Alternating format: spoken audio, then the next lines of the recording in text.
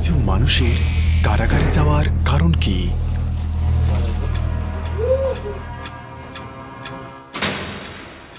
আর দারিদ্রতাই কি সবসময় অপরাধের কারণ? ফিলিপাইন, শাস্তি আর অবশেষে জেল, যা অপরাধের দিকে নিয়ে যায়। আমরা শেষ পর্যন্ত ফিলিপাইনের সবচেয়ে জনাকীর্ণ কারাগারগুলিতে যাব, উত্তর থেকে দক্ষিণে। এমন সব গল্প ও গোপন তথ্য যা আগে কখনো অনলাইনে বলাই হয়নি। গ্যাং কারাগার থেকে নারী কারাগার পর্যন্ত, এটাই ফিলিপাইনের অন্ধকার দিক। সম্ভবত বিশ্বে এমন আরো অনেক বাস্তবতা আছে।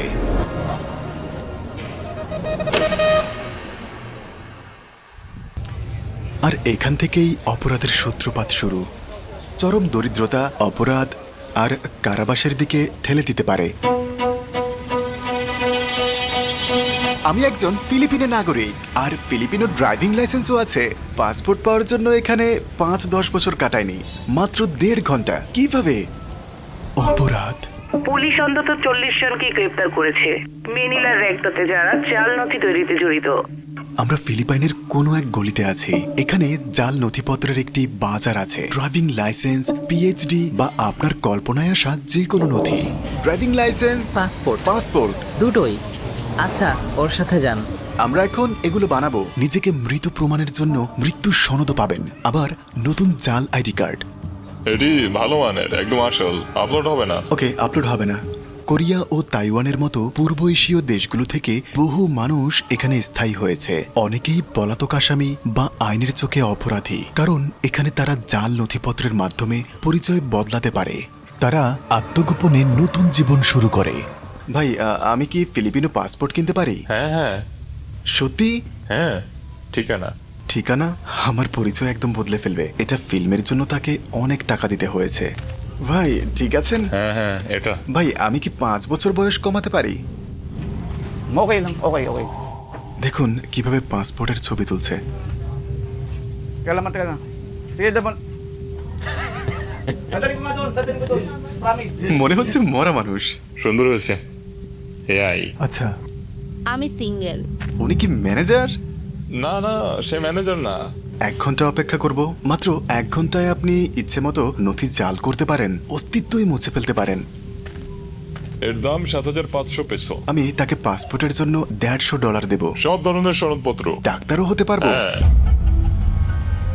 বন্ধুরা, গুরুত্বপূর্ণ সতর্কবাণী, এটা কখনোই করবেন না। এটা শুধু ভিডিওর উদ্দেশ্যে করা। এটা করলে আপনার জেল হতে পারে, দেশে প্রবেশে স্থায়ী নিষেধাজ্ঞা জারি হবে।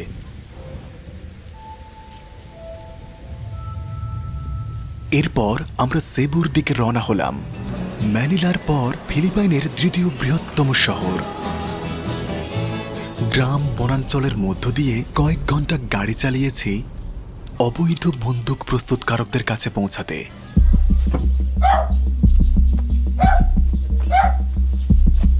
স্থানটি বনের গভীরে লুকানো।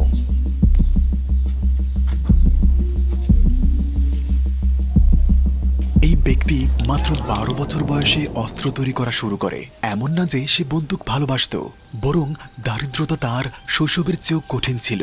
আজ তার বয়স 75 বছর, আর তিনি এখনো অগ্নেয়াস্ত্র তৈরি করেন। আপনি কখন এবং কেন বন্দুক তৈরি করা শুরু করেছিলেন? 12 বছর বয়স থেকে। একটি বন্দুক বানাতে কতদিন লাগে? একটি বানাতে 10 দিন সময় লাগে। এটা কি কাউকে মেরে ফেলতে পারে? এগুলোর কারণে ইতোমধ্যে অনেকেই মারা গেছেন।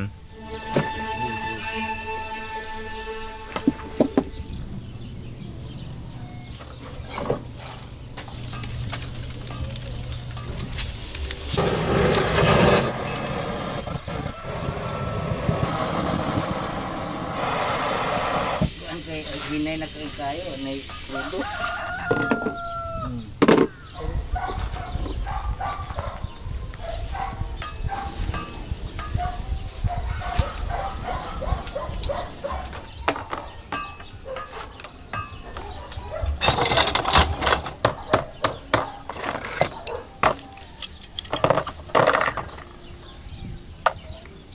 তো এখন আমি আসরটা কপি করতে পারি।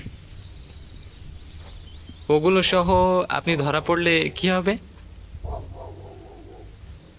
ধরা পড়লে জরিমানা আর কারাদণ্ড দেওয়া হবে। 40,000 পেসো জামিন ধার্য করা হয়েছে। কারা আপনার কাছ থেকে অর্ডার করে স্যার? হ্যাঁ, তারা আমাদের কাছ থেকে সেগুলো সস্তায় কেনে, আর তারা সেগুলোর লাইসেন্স করিয়ে দেয়। যারা লাভবান হয় তারা আরামে জীবন কাটায়। কিছু ব্যবসায়ী তাদেরকে কম দামে নিয়োগ করেছে, তারপর ব্যবসায়ীরা সেটা নিয়ে নতুন মোড়কে বাজারে আসেন।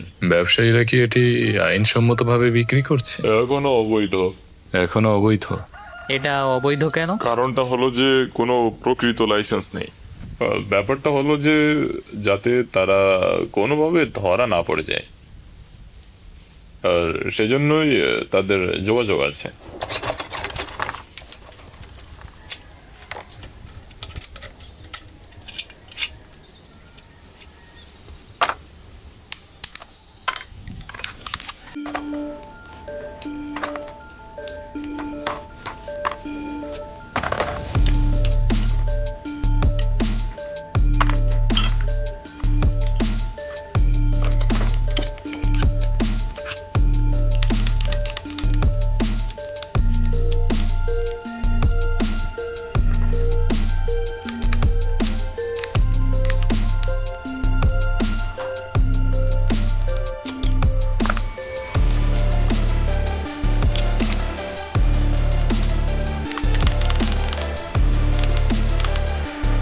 আপনি এটা ছাড়া আর কি কি কাজ করেন?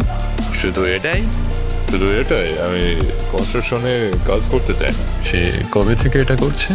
সে 13 বছর বয়সে এটা শিখেছিল, কারণ তার বাবা ও ভাইও এই কাজটাই করত।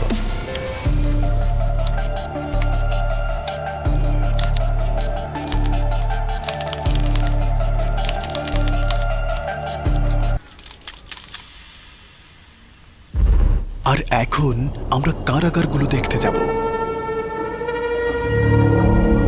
অপরাধের পর অনেকেই এখানে এসে পৌঁছায়। বিশ্বের অন্যতম জনাকীর্ণ কারাগার ব্যবস্থাগুলোর একটি।